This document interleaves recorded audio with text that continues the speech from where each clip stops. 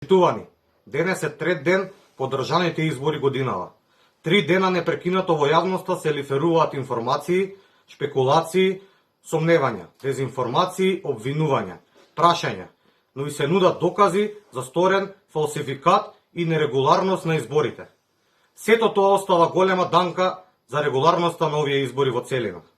Со оглед дека ваквата состојба може да остави голема лузна во македонската демократија, со опасност да предизвика дестабилизација, во и со оглед на важноста на овие избори за еднината на Македонија, МАК смета дека сите шпекулации треба да добијат јасен, соодветен и целосен институционален одговор, за да не остане ниту тронка сомнеш во изборот на македонскиот народ.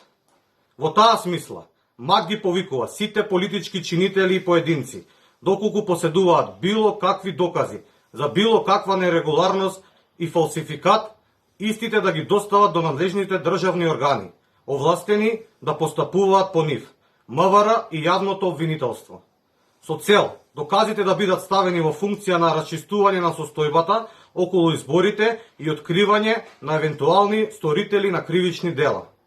Во исто време, МАК го повикува јавното обвинителство да отвори предмет по допрен глас за сторени кривични дела, изборна измама по член 165 од Кривичниот закон на Република Македонија, бидејќи на тоа јасно упатуваат презентираните документи во јавноста за различни бројки од записниците за утврдување на резултатите од гласањето на одредени избирачки места.